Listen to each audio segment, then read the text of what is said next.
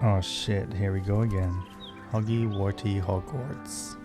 Before Hogwarts Legacy came out, there wasn't actually that much hype behind the game, I guess because expectations were low. No one really expected it to be a huge success in the way that it turned out to be. But when I played the game and I actually experienced it from the start to the end, I was like, wow, this might just be the best game I've ever played, and I've played quite a few games. So recently I replayed the entire game and I remember it being really good, really fun, really nice atmosphere. It really captured the Harry Potter theme.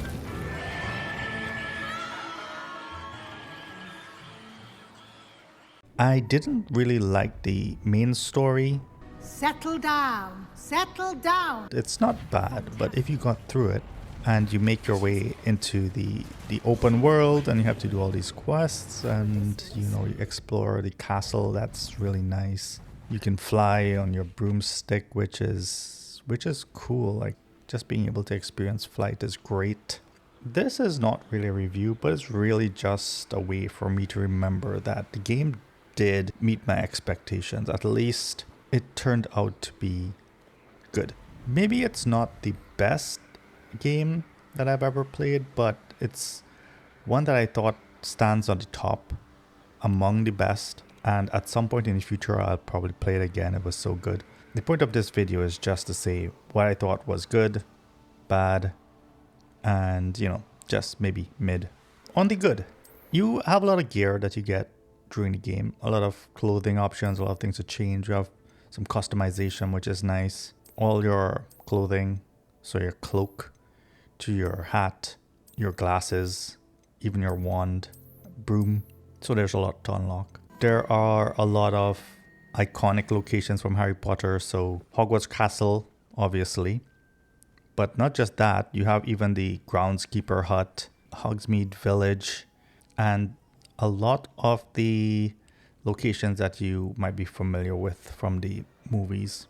It's very interesting when you run to them and just discover what the game has and how it aligns so well with the movies. I mentioned flight. Flight is amazing. Like, not that many games do flight, but it's nice to be able to just get on your broom, fly around, have a nice view. It really captures the feel, I imagine, of flight.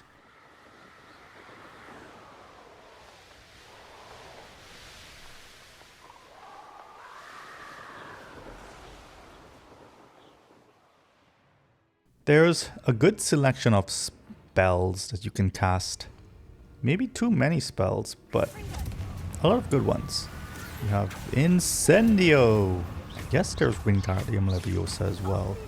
It's Leviosa, not Leviosa. You do cast Levioso more often. Some very familiar spells, Expelliarmus and whatnot. And you even have the ability to unlock the forbidden spells later in the game. Crucio, Imperio, Avada Kedavra.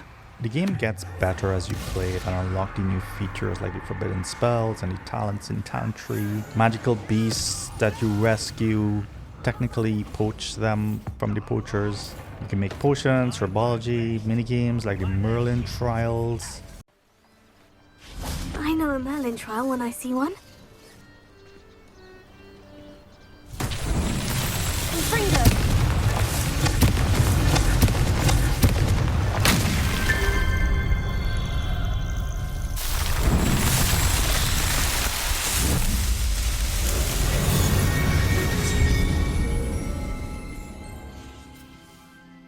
There's a lot to keep you interested, and it doesn't feel like a burden. You don't have to do a lot of these things, it's just fun. And that's the point of the game, I think. The quest tracker thing helps you find your objective. The game would probably be frustrating without it, given how complex the castle is. The environment and decorations change with the season, so you get these nice Halloween decorations and Christmas theme, winter theme, etc. You do have quite a few choices in dialogue where you can be not quite evil, but not nice. So like an example is stealing someone's niffler. Oh, thank you. You're very brave. I was at my wit's end. How's my sweet Rococo? May I have him back?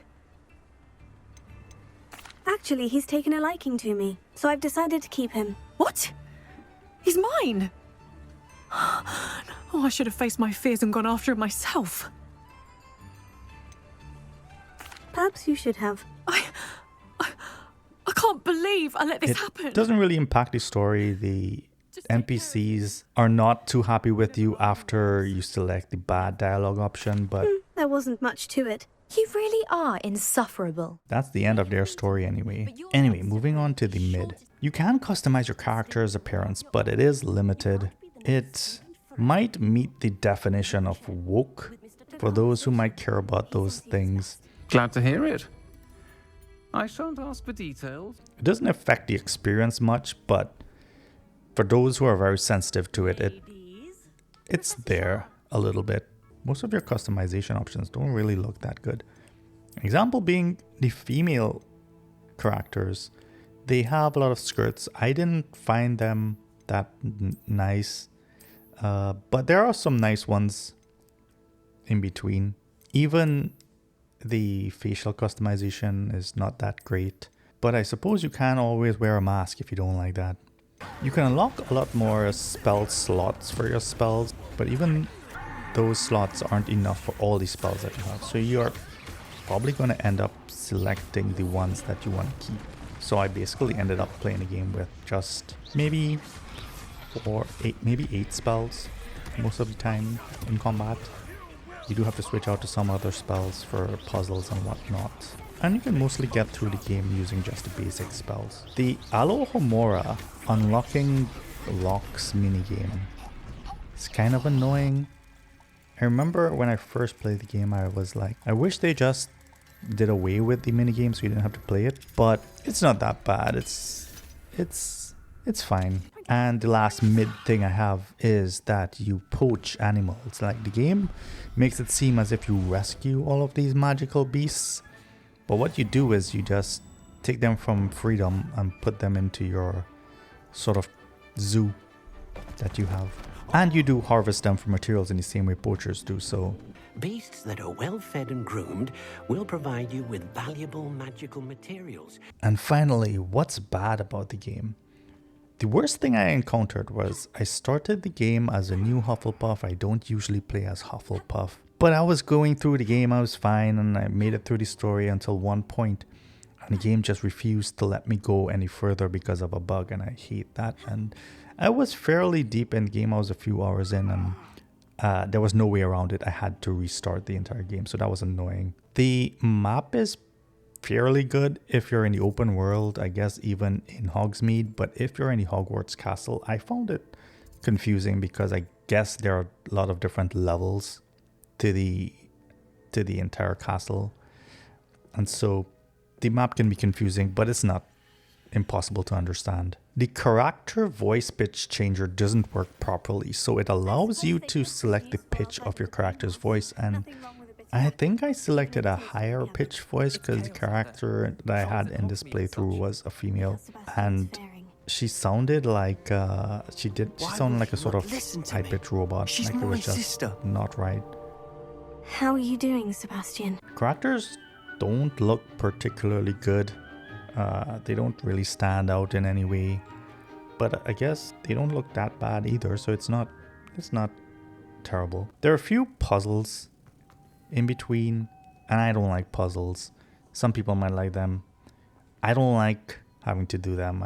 If you want to complete 100%, you have to do some puzzles, and I guess you can always watch a tutorial, but I never like having to exit the game to go into a tutorial to learn how to complete a puzzle and then come back.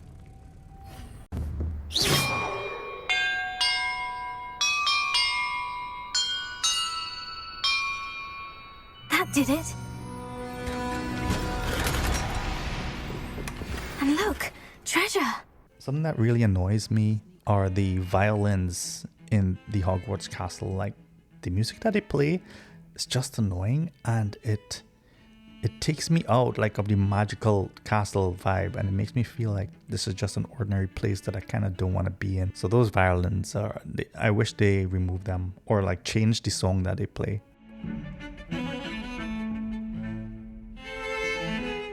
Revelio. You're always casting Revelio to find something that's hidden. And it's okay for a while, but it gets very annoying when you have to try to find some things, especially when you're trying to get 100%. Overall, I thought Hogwarts Legacy was great.